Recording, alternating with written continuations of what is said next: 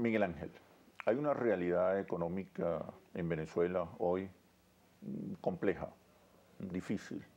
¿Cuál es la interpretación que hacen los empresarios, los pequeños y medianos empresarios de Venezuela acerca de nuestra actual realidad económica? Hay desabastecimiento, hay escasez, pero también hay especulación, acaparamiento. Unos dicen que es guerra económica, otros hablan de una campaña de neurotización y caotización. Otros señalan al modelo económico de la revolución como responsable de la actual crisis.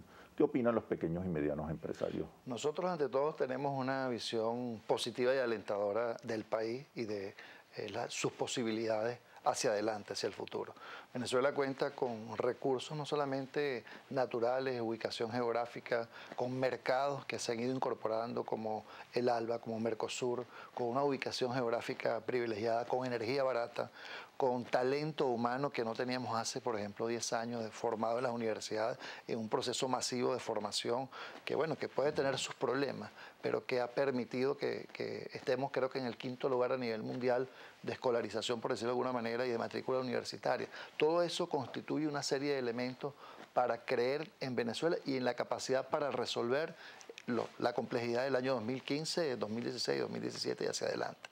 Nosotros trabajamos todos los días con esa mirada puesta allí, en el sentido de que no hay forma de construir una economía productiva, diversificada, socialmente sostenible, ambientalmente sostenible, si no tenemos una visión ante todo esperanzadora de nuestra capacidad para resolver los problemas, porque los empresarios no son, digamos, máquinas, así que siempre nuestro discurso va en esa dirección, alentando a primero mirarnos hacia adentro y revisar nuestras propias capacidades. Venezuela tiene, lo que tenemos ahora, se han venido configurando una serie de elementos a nivel nacional. Por ejemplo, voy a empezar por el mercado. Venezuela como mercado ha duplicado su capacidad de compra en los últimos 8 o 9 años.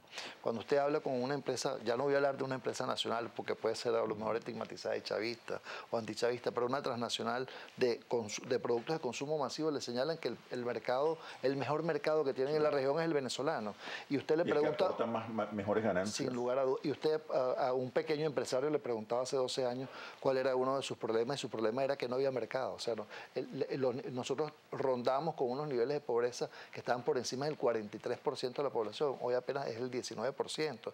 Esos son valores sociales, impactos, y lo hemos planteado. La mejor política económica es una eficiente política social, como elemento para construir las bases para poder desarrollar, entrar a una época de industrialización del país. Venezuela enfrenta el colapso de un sistema económico productivo donde los empresarios aportamos el 75% del Producto Interno Bruto. Alerto con esto, porque en este momento se sigue pensando que las estatizaciones, que las nacionalizaciones, que la intervención del Estado, el sector privado ha mordido 6% del PIB en los últimos 8 o 9 años. Es decir, que ha sido ampliamente beneficiado de las condiciones de consumo nacional. Entonces tenemos, por un lado, una economía subsidiada donde los productos en Venezuela son 40 o 50% más económicos que en Colombia o en las Islas del Caribe, o el nordeste de Brasil.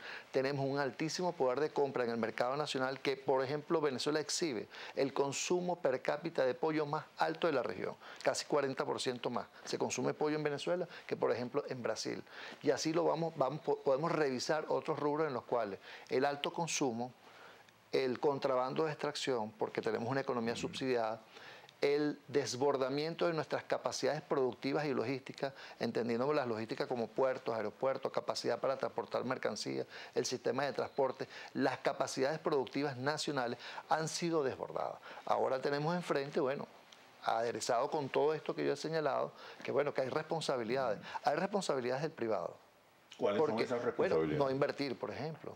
Es decir, el empresario venezolano históricamente ha sido tan pichirre para invertir. Te voy a poner un ejemplo: esperar. Esperar.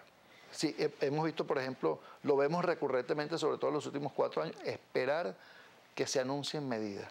Cuando los empresarios tienen que tener una visión de largo aliento, no pueden estar trabajando sobre la base de coyuntura.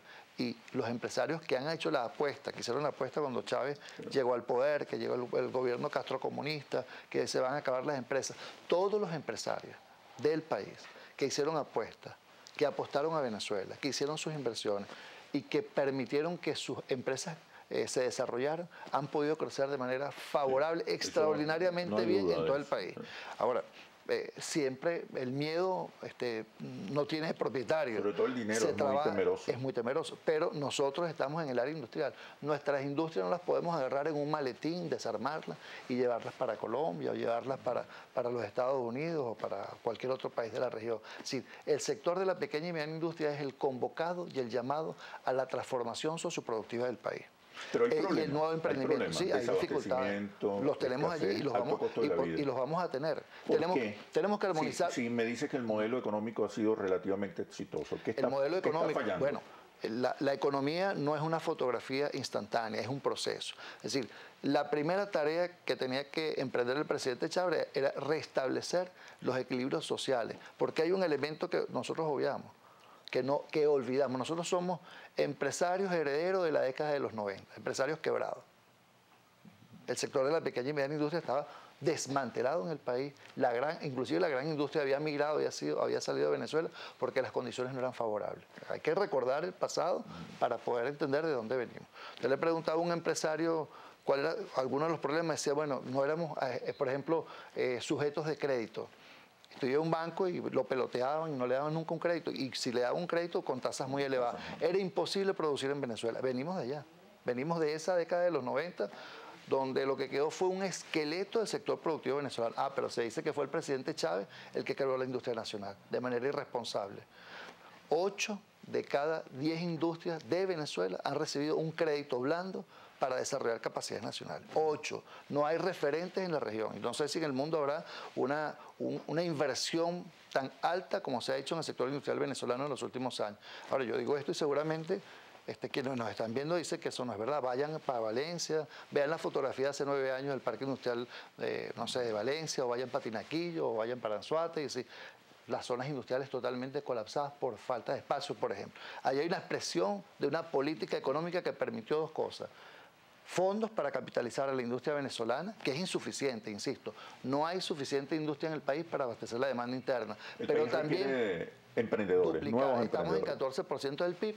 Necesitamos llevar por lo menos a 17, 18%. El actual modelo económico da oportunidades para nuevos emprendimientos. Claro ¿Qué propuestas tiene Hay que profundizarlo. Nosotros creemos que es necesario un marco jurídico e institucional que permita que los emprendimientos jóvenes, entendiéndose no en la edad cronológica, sino los nuevos emprendimientos, tengan una mayor facilidad para incorporarse al sistema económico nacional. No es una ley de empleo, que lo vemos con mucho valor, sino de capacidad para poder financiar proyectos desde las universidades, los centros de investigación, desde las comunidades. Nosotros en Fede Industria tenemos un programa piloto que se llama Emprendedores Sociales, que funciona muy bien en comunidades de bajos recursos, donde la gente se le da un crédito muy pequeño y la gente devuelve el recurso y se multiplica, pero va transformando e incorporando capacidades e intelecto y talento y fuerza motriz para generar la expansión del tejido productivo venezolano. Ahora, Venezuela, volviendo al tema, tiene una coyuntura de abastecimiento que no tiene poco tiempo, que tiene que ir a reformas estructurales, a ampliación de puertos, a mayores capacidades nacionales. Algo que es muy importante, hay una ley de costos y de precios justos, que nosotros la apoyamos y que es necesaria racionalizar los márgenes de comercialización.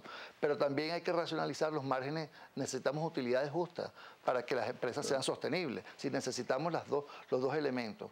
Y necesitamos precios que permitan valorar los productos, porque cuando lo que nada cuesta, pues bueno, se hace un uso indiscriminado, no se aprovecha de manera eficiente. Nosotros tenemos consumos exagerados. Bueno, pasó con el papel higiénico. Aquí se importó papel higiénico para 4 o 5 años y lo gastábamos en 6 meses. Y uno se iba por el contrabando, el otro, bueno, en reventas, el otro se quedaba en las casas metido. Es decir, ¿qué planteamos nosotros? Una revisión de la política cambiaria que permita que la política cambiaria sea una herramienta para el desarrollo de capacidades nacionales, es decir, que sean estímulos para que podamos competir en los mercados internacionales, porque Venezuela va a la era exportadora y Venezuela va a exportar. Venezuela ha exportado en la década pasada muchos productos y ahora lo vamos a hacer. Un sistema que armonice los precios, que nos permita darle el valor justo a los elementos para la vida, que permita que no se vaya hacia los países foráneos que tienen, por cierto, problemas en las zonas fronterizas, las empresas, porque, bueno, están invadidas por productos venezolanos. ¿Estás de acuerdo con que hay que establecer límites a las ganancias? Sí, claro. Estoy de acuerdo que se establezcan los límites de la ganancia, pero que también estoy de acuerdo con que se aumente la producción y que sea el mecanismo de la oferta el que al final actúe. Porque, por ejemplo, se fijó 30% en sectores que a lo mejor los márgenes eran menores. Así que se afectó al consumidor. Vamos a seguir conversando una vez que regresemos de los comerciales.